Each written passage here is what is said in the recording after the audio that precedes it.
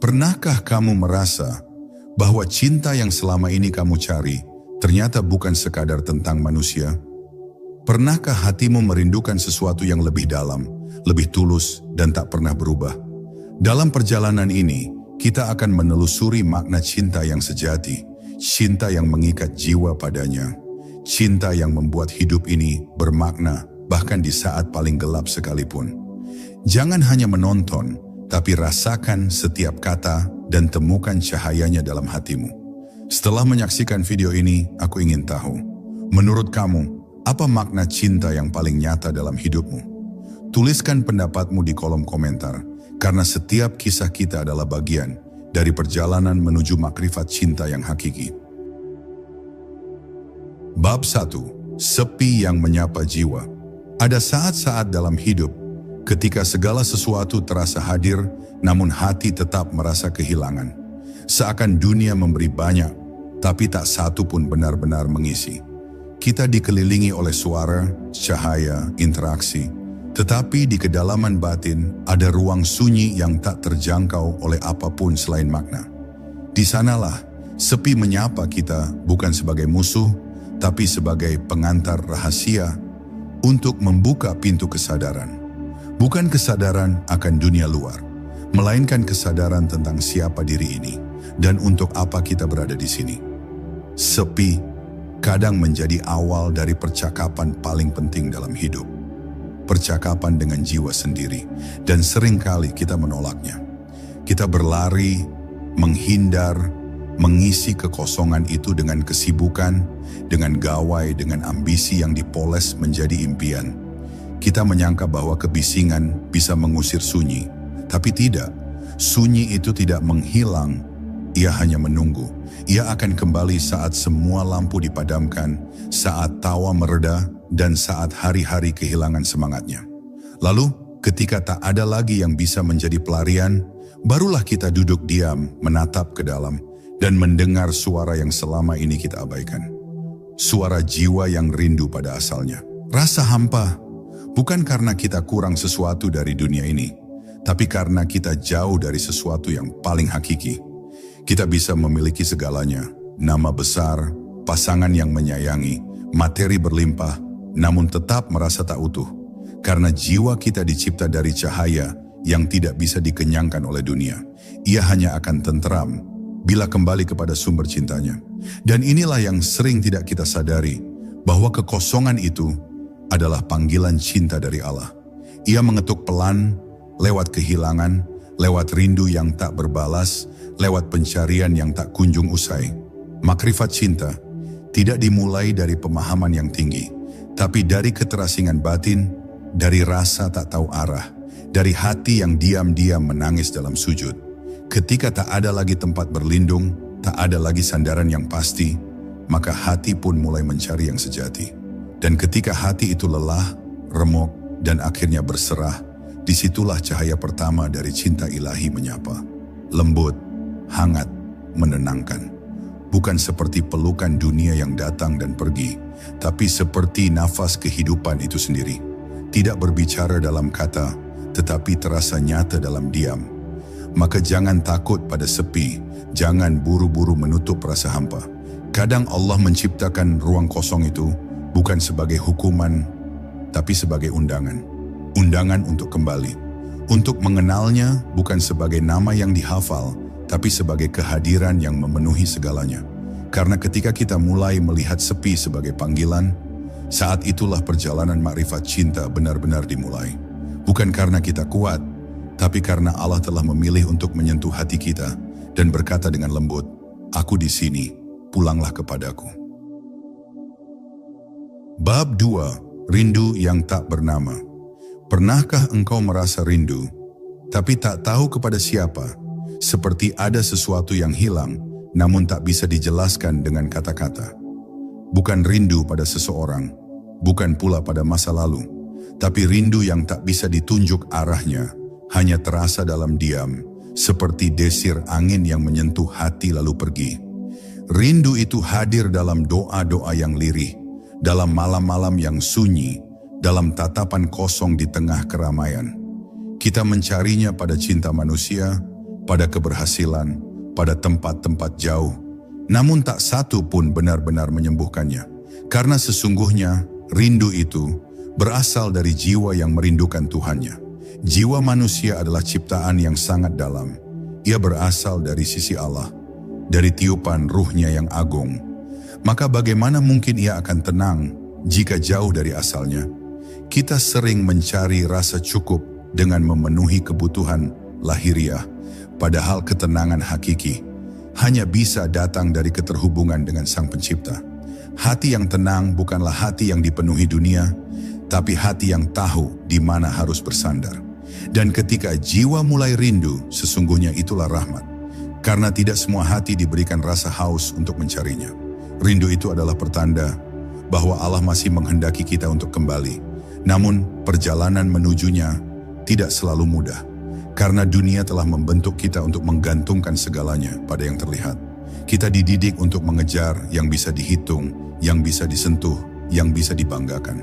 Kita lupa bahwa yang paling berharga justru tak kasat mata, keikhlasan, ketenangan, kehadiran Allah dalam hati. Maka tak heran saat hati kita kosong, kita panik. Kita berusaha cepat-cepat mengisinya dengan hal lain.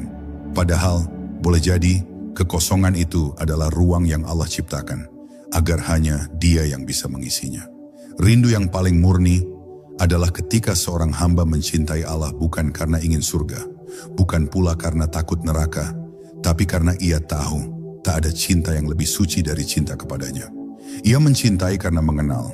Ia merindukan karena telah mencicipi kehadirannya di balik kesendirian, di balik tangis, di balik ujian yang mengikis keakuan. Saat itulah cinta menjadi makrifat, sebuah pengenalan yang melampaui akal dan menyatu dalam hati. Dan cinta itu tak memerlukan alasan. Ia cukup dengan kehadiran Allah yang terasa meski tak terlihat. Maka jika hari ini engkau merasa rindu dan tak tahu kenapa, berhentilah sejenak. Duduklah dalam diam. Biarkan hatimu berbicara tanpa kata. Mungkin itu bukan rindu yang biasa. Mungkin itu adalah panggilan dari Yang Maha Cinta yang sedang mengetuk pintu hatimu.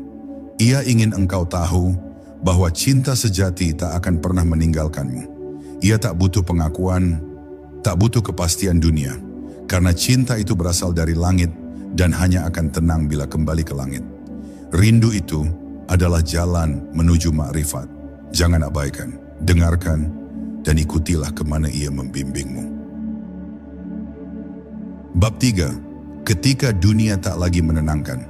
Ada masa ketika dunia tak lagi mampu menenangkanmu. Segala yang dulu membuatmu bahagia, kini terasa hambar.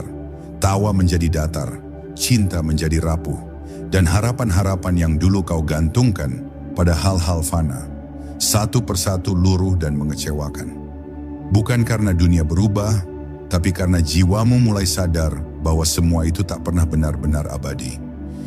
Mungkin kau pernah berharap pada manusia, pada pencapaian, pada stabilitas, dan pada akhirnya kau tahu, semua itu bisa hilang dalam sekejap. Dan dalam kehampaan itu, kau bertanya pelan dalam hati, apa yang sesungguhnya bisa aku andalkan?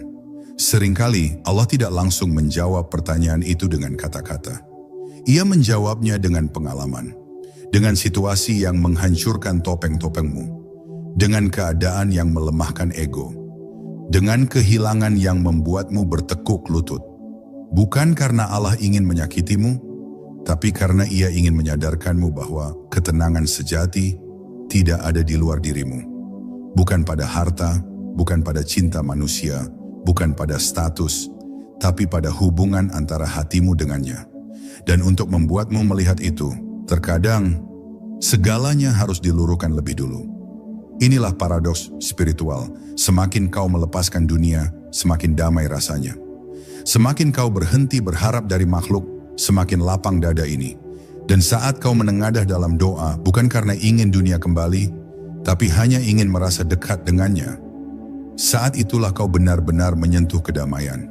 Bukan damai yang bising, tapi damai yang hening, yang menyusup perlahan seperti udara subuh yang bersih, tak tampak, tapi terasa dalam. Cinta seperti ini tidak bisa didapat dari keramaian. Ia hanya datang kepada hati yang sunyi tapi terbuka. Dan bukan berarti kita harus membenci dunia. Tidak, dunia bukan musuh, ia hanyalah kendaraan. Masalahnya bukan pada dunia itu sendiri, tapi pada caramu menggenggamnya. Jika engkau letakkan dunia di tangan dan Allah di hati, maka engkau akan seimbang. Tapi bila dunia engkau letakkan di hati, maka engkau akan goyah setiap kali dunia bergerak. Dan dunia selalu bergerak, kadang memberi, kadang mengambil. Tapi Allah tak pernah berubah. Ia selalu ada. Ia tak pernah menjauh. Kitalah yang sering kali membelakangi. Jadi jika hari ini kau merasa lelah, merasa hampa, jangan buru-buru menyalahkan keadaan. Mungkin ini bukan krisis, tapi panggilan. Mungkin ini bukan kehilangan, tapi pembuka jalan. Allah sedang mengajarkanmu bahwa ketenangan sejati tak berasal dari luar, melainkan dari dalam, dari hubunganmu dengannya. Dan jika engkau sudah mengenalnya, maka apapun yang terjadi di luar, hatimu tetap akan damai. Karena engkau sudah tahu kemana harus kembali.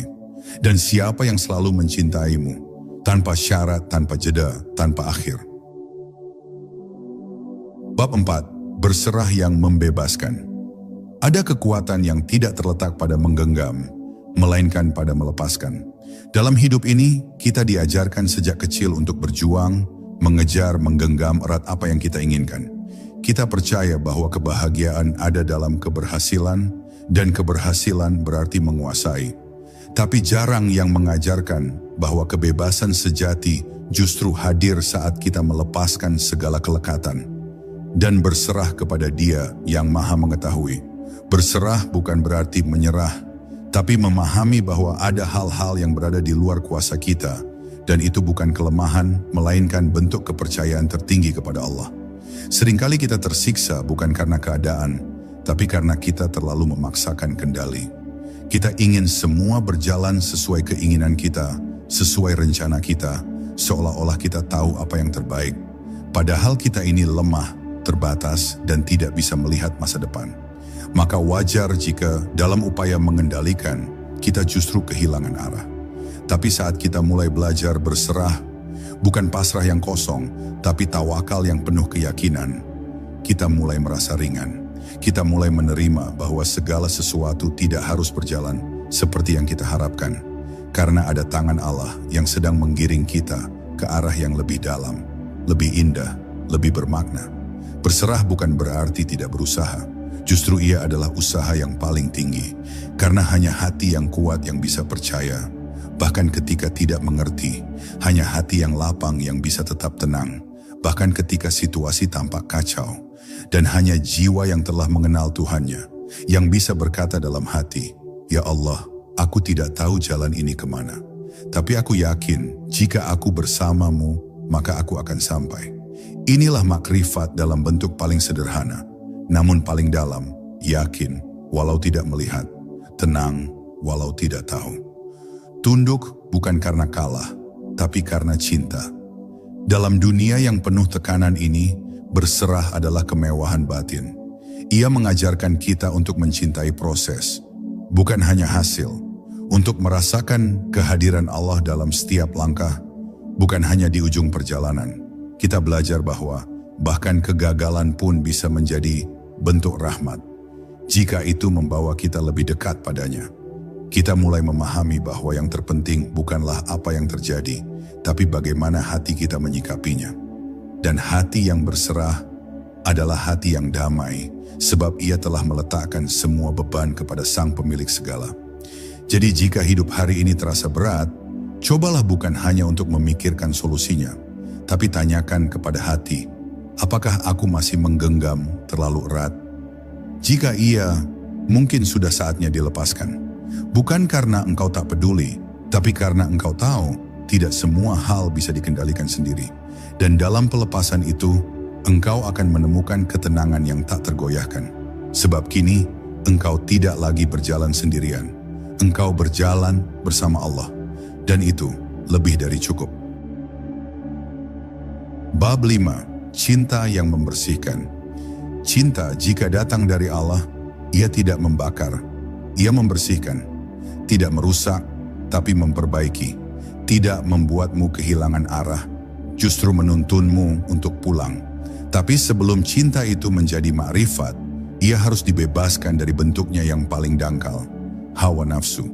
Karena banyak yang mengira dirinya mencinta, padahal ia hanya menggantungkan diri, mengagungkan sesuatu atau seseorang yang rapuh, lalu hancur ketika keindahan itu hilang.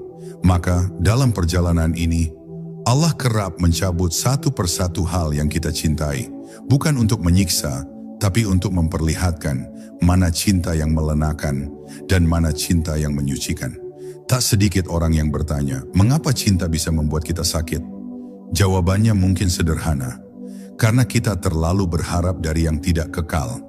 Kita mencintai makhluk seakan ia tak akan berubah. Kita menyangka perhatian manusia akan selalu tersedia, bahwa dunia akan setia pada keinginan kita.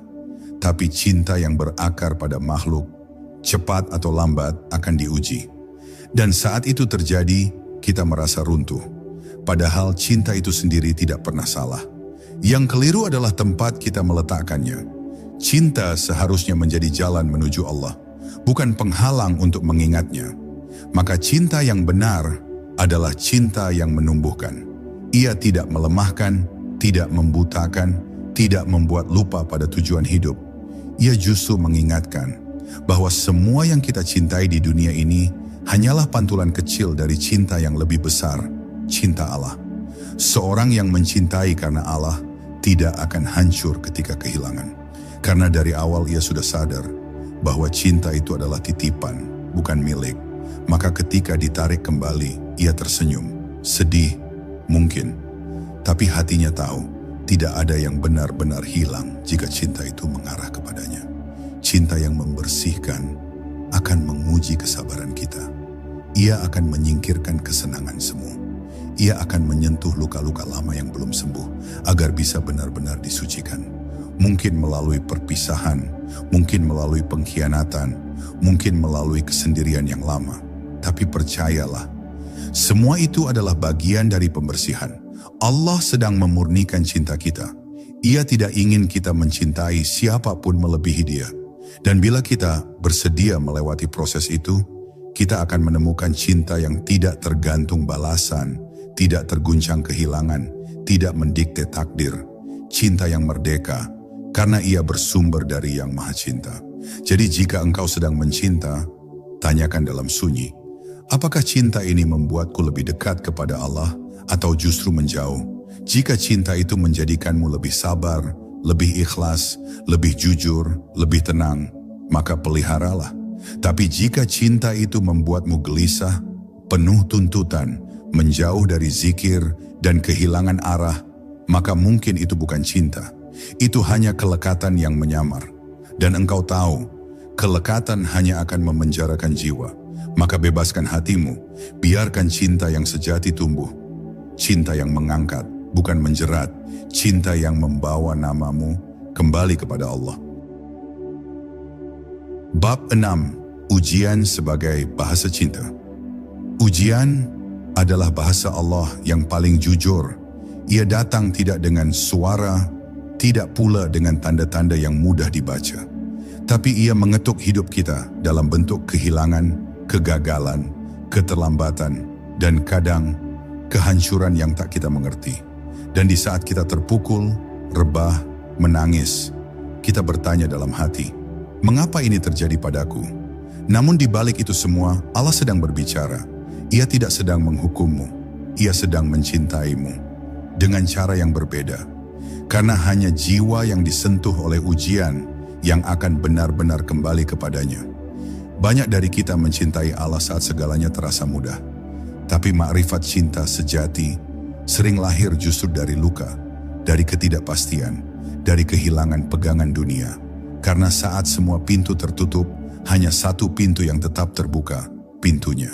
Dan saat itu terjadi, barulah kita berseru lirih, "Ya Allah, aku butuh Engkau." Dan kalimat itu adalah kalimat yang mungkin tidak akan pernah lahir jika hidup selalu mulus. Maka sesungguhnya ujian bukanlah tanda bahwa Allah menjauh. Justru ia adalah isyarat bahwa Allah sedang menarikmu lebih dekat, lebih dalam, lebih tulus. Ada rasa sakit yang membawa kita pada makna. Ada kegagalan yang membuat kita akhirnya jujur pada diri sendiri. Ada kehilangan yang menyadarkan bahwa kita terlalu melekat pada sesuatu yang fana. Dan semua itu adalah bagian dari proses pendewasaan ruhani. Allah tahu bagaimana cara memurnikan jiwa kita. Ia tidak pernah salah dalam mengatur jalan hidup. Kita saja yang sering tak sabar melihat hasil sehingga gagal memahami maksud. Tapi bagi hati yang telah dibuka oleh cintanya, setiap ujian bukan lagi ditolak, tapi disambut, karena ia tahu semua ini darinya, dan pasti ada kebaikan di dalamnya. Ketika kita bersabar, bukan berarti kita tidak merasakan sakit, tapi kita memilih untuk tetap yakin, meski sedang lelah. Kita tidak menyalahkan takdir, tapi bertanya lebih dalam, apa pesan cinta yang sedang Allah sampaikan kali ini? Dan pelan-pelan, dari tangis yang lirih itu, lahirlah ketenangan. Sebuah ketenangan yang tidak berasal dari solusi, tapi dari penerimaan. Hati itu mulai tenang bukan karena masalahnya hilang, tapi karena hatinya tahu semua ini diatur oleh Zat yang mencintainya lebih dari siapapun. Dan ketika cinta Allah telah kita sadari, maka luka pun berubah menjadi zikir, kesedihan menjadi doa, dan ujian menjadi pelajaran makrifat. Jadi jangan buru-buru menolak ujian. Jangan anggap air mata sebagai tanda kelemahan. Kadang Allah lebih dekat pada kita saat kita menangis daripada saat kita tertawa. Dan saat Allah mencintai seorang hamba, Ia tidak selalu memberinya kemudahan, tapi Ia akan menjadikan hatinya kuat untuk bertahan dan berserah. Maka jika hari ini engkau sedang diuji, jangan merasa sendiri. Engkau sedang dalam pelukannya. Hanya saja, pelukan itu tidak terasa hangat seperti dunia. Ia terasa hening, tapi justru dalam hening itulah cintanya paling nyata. Bab 7, sunyi yang menghadirkan Allah. Kesendirian sering ditakuti, karena dalam sepi tak ada lagi yang bisa mengalihkan. Tak ada tawa ramai, tak ada pelukan hangat, tak ada sorak-sorai dunia yang bisa menenangkan kegelisahan.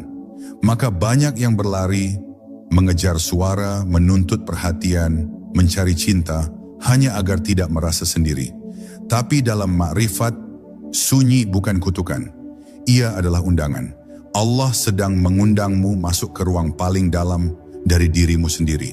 Tempat di mana suara dunia sirna, dan yang tersisa hanyalah suara hati. Dan disitulah, Allah begitu dekat, begitu nyata.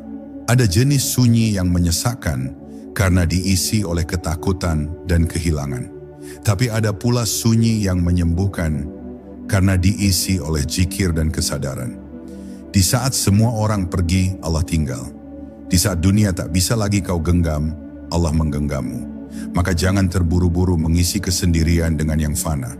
Biarkan dulu hatimu duduk dalam diam. Dengarkan apa yang ia tangisi. Dengarkan apa yang selama ini ia sembunyikan.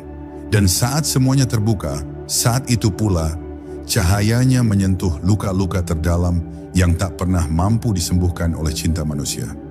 Dalam kesendirian yang penuh makrifat, engkau belajar bahwa engkau tak pernah benar-benar sendiri. Mungkin tak ada yang menggenggam tanganmu, tapi ada Allah yang menggenggam jiwamu. Mungkin tak ada yang memelukmu secara fisik, tapi ada ketenangan yang meliputi hatimu. Ketenangan yang tak bisa dijelaskan, hanya bisa dirasakan. Dan kadang, justru saat kau sendirian, kau bisa benar-benar jujur. Tidak perlu berpura-pura kuat, tidak harus menyembunyikan luka.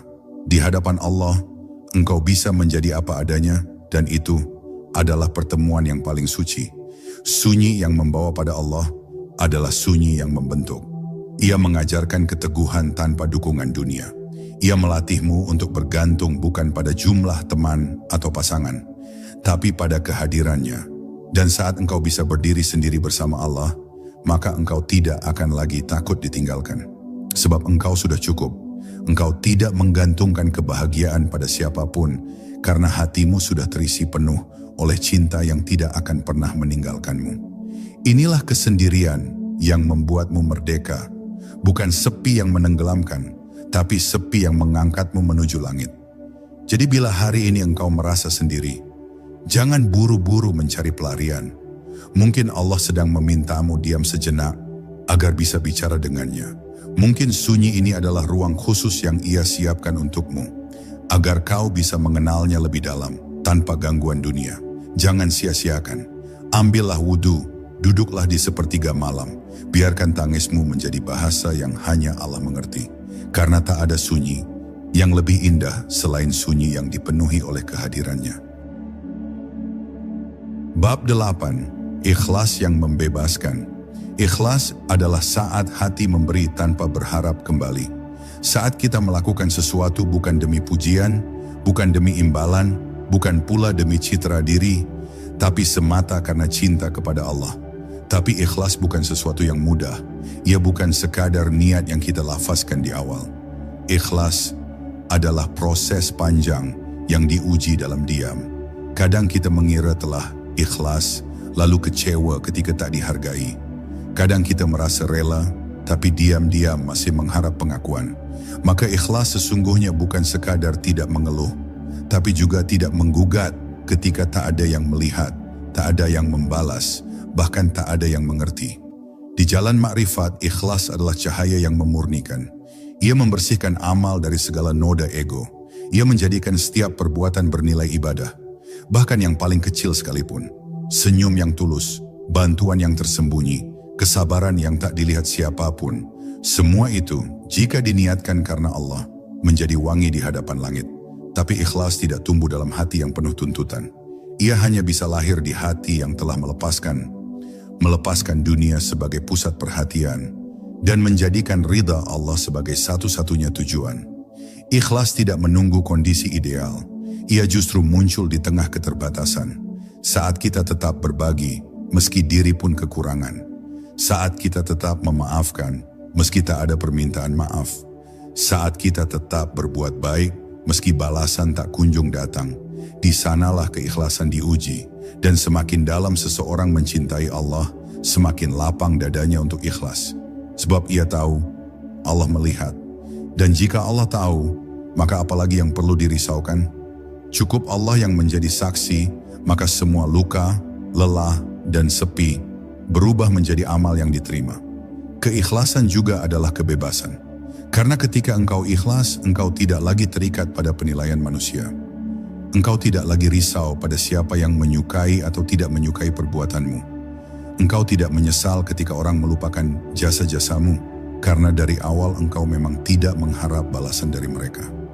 Ikhlas adalah kunci untuk hidup tenang, sebab engkau tahu setiap kebaikan tidak sia-sia. Selama Allah yang menjadi tujuan, maka hati pun menjadi ringan. Tidak lagi sibuk dengan pembuktian, tidak sibuk dengan pembandingan. Ia hanya sibuk mencintai dengan diam yang mulia. Jadi jika hari ini engkau merasa usahamu tak dihargai, cintamu tak dibalas, niat baikmu disalahpahami, jangan buru-buru merasa gagal.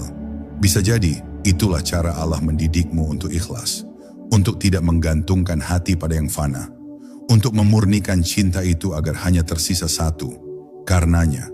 Dan jika engkau sudah mampu melakukan sesuatu karena Allah semata, maka tak ada satupun yang bisa merampas ketenanganmu, karena engkau sudah menemukan rahasia dari makrifat cinta, bahwa cukup Allah yang tahu, dan itu lebih dari cukup. Bab 9. Syukur yang menenangkan jiwa. Syukur bukan sekadar ucapan, ia adalah cara pandang. Ia bukan hanya hadir saat kita mendapatkan hal besar, tapi justru ketika kita mampu melihat makna dalam hal-hal yang dianggap kecil. Banyak orang menunggu momen luar biasa untuk bersyukur. Ketika naik jabatan, ketika menikah, ketika impian tercapai. Padahal hakikat syukur terletak pada kemampuan melihat keindahan dalam yang biasa, menyadari rahmat dalam yang sederhana, dan menemukan Allah, bahkan di tengah keadaan yang tampak tak ideal. Syukur sejati adalah saat hati mampu berkata, "Ya Allah, Engkau cukup," bahkan ketika dunia terasa kurang. Dalam perjalanan ruhani, syukur bukan sekadar bentuk sopan santun kepada Sang Pemberi. Ia adalah fondasi ketenangan batin. Sebab jiwa yang bersyukur tidak sibuk membandingkan, tidak sibuk mengejar, dan tidak mudah gelisah oleh pencapaian orang lain. Ia tahu takdirnya telah diatur dengan penuh cinta. Apa yang dimiliki hari ini, meski terlihat sedikit di mata dunia, sudah sangat cukup untuk membawanya mendekat kepadanya. Bahkan, kadang kekurangan duniawi justru membuat hatinya lebih kaya, lebih terhubung dengan Allah karena ia sadar Hanya Allah yang bisa mengisi ruang kosong dalam jiwa. Syukur bukanlah hasil dari hidup yang sempurna, tetapi pintu yang membuka hidup menuju kesempurnaan makna. Seringkali orang yang paling banyak bersyukur bukanlah mereka yang paling kaya secara materi. Justru mereka yang mampu menemukan ketenangan dalam kesederhanaan, yang setiap paginya bersyukur masih diberi napas, yang siangnya bersyukur masih bisa bekerja, yang malamnya bersyukur masih bisa berdoa dan menangis di hadapan Tuhannya. Hati seperti itu tidak menunggu nikmat besar untuk bahagia, karena ia tahu detak jantung pun sudah cukup menjadi alasan untuk bersujud. Ketika kita belajar bersyukur dalam keadaan susah, maka saat keadaan menjadi mudah, kita tidak akan sombong. Dan ketika kita bersyukur saat diberi sedikit, maka ketika diberi lebih, kita tak akan lupa diri. Syukur menjaga hati tetap rendah, tetap sadar bahwa semua ini hanyalah titipan, bahwa sewaktu-waktu bisa diambil. Maka ia tidak mencintai dunia dengan rakus, ia hanya menikmatinya sebagai tamu. Dan karena itu, jiwanya tetap tenang, sebab pusat cintanya bukan pada apa yang dimiliki, tapi pada siapa yang memberinya.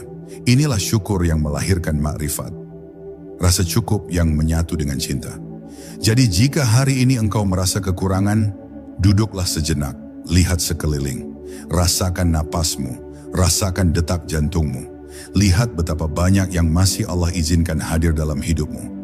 Mungkin tak semuanya sempurna, tapi pasti ada alasan untuk bersyukur. Dan ketika engkau mulai membiasakan diri melihat nikmat dari sudut pandang cinta, bukan keluhan, maka hidup akan terasa lapang. Karena dalam syukur, engkau tidak lagi bergantung pada dunia untuk merasa cukup. Engkau hanya bergantung pada Allah, dan disitulah ketenangan itu tinggal. Bab 10. Ketika Allah menjadi segalanya. Akan datang satu masa dalam hidup di mana kita tidak lagi menggantungkan kebahagiaan pada dunia, tidak lagi menanti validasi dari manusia, tidak lagi merintih karena dunia tidak berjalan seperti yang kita mau. Di saat itulah jiwa akan mulai mengenal cinta dalam bentuknya yang paling murni. Cinta yang tak bersyarat, tak terikat waktu, dan tak tergantung hasil. Cinta itu adalah Allah. Ketika cinta itu telah meresap ke dalam batin, kita mulai sadar bahwa semua yang datang dan pergi dalam hidup ini hanyalah sarana. Yang hakiki hanyalah Dia, yang tinggal hanyalah Dia, yang layak dicinta hanyalah Dia. Ketika Allah menjadi segalanya, kita tak lagi berdebat dengan takdir. Kita tak lagi menyesali masa lalu atau cemas tentang masa depan. Sebab kita tahu semua telah ditulis dengan kasih. Setiap luka punya maksud, setiap kehilangan membawa arah. Setiap air mata adalah bahasa rindu yang Allah pahami. Hati yang makrifat akan memandang hidup ini seperti seorang kekasih memandang surat dari orang yang dicinta. Ia mungkin tidak mengerti semua kalimatnya, tapi ia percaya bahwa semuanya ditulis dengan cinta. Maka ia membaca dengan hati yang tenang, tidak tergesa, tidak curiga. Saat Allah menjadi pusat dari segalanya, kita akan mulai merasa bebas. Bukan karena hidup tak punya beban, tapi karena kita tidak lagi memikulnya sendirian. Kita menyadari, tidak semua harus kita genggam, tidak semua harus kita mengerti. Kita mulai melepaskan, tapi bukan karena menyerah, melainkan karena percaya. Kita tetap berjuang, tetap berusaha, tetap mencinta, tapi bukan karena ingin mengendalikan, melainkan karena ingin ridha. Dan inilah titik tertinggi dari cinta. Ketika semua yang kita lakukan bukan lagi demi dunia, bukan lagi demi orang, tapi hanya deminya. Makrifat cinta tidak membuat kita menjadi manusia yang asing dari dunia. Justru ia membuat kita menjadi manusia yang hadir sepenuhnya. Kita menjadi lebih lembut karena tahu setiap orang sedang melalui perjalanannya masing-masing. Kita menjadi lebih pemaaf karena sadar bahwa kita pun telah banyak dimaafkan oleh Allah. Kita menjadi lebih kuat karena fondasi kita bukan lagi pada sesuatu yang bisa hancur, tapi pada yang tak pernah runtuh. Dan perlahan, kita mulai berjalan di dunia ini bukan dengan rasa takut, tapi dengan rasa yakin Allah bersamaku, itu cukup. Dan pada akhirnya, makrifat cinta bukanlah tentang menemukan sesuatu yang baru. Ia adalah tentang mengingat kembali apa yang sejak awal telah ada. Bahwa hidup ini milik Allah. Bahwa kita diciptakan bukan untuk dunia, tapi untuk kembali. bahwa cinta sejati bukan tentang memiliki, tapi tentang merelakan diri menjadi miliknya. Maka bila hari ini engkau telah sampai pada pemahaman itu, tenanglah. Engkau tidak perlu tahu semua jawaban. Engkau hanya perlu satu hal, yakin. Yakin bahwa ketika Allah telah menjadi segalanya, maka tidak ada apapun yang bisa membuatmu kehilangan. Dan kini, kita telah sampai di ujung perjalanan ini. Namun sejatinya, perjalanan menuju Allah tak pernah benar-benar berakhir. Selama hati masih berdenyut, selama napas masih berhembus, kita selalu memiliki kesempatan untuk mencintainya lebih dalam, lebih jujur, lebih utuh. Semoga setiap kata yang kau dengar hari ini bukan hanya singgah di telinga, tapi tinggal di hatimu, menumbuhkan cahaya, menuntun langkah.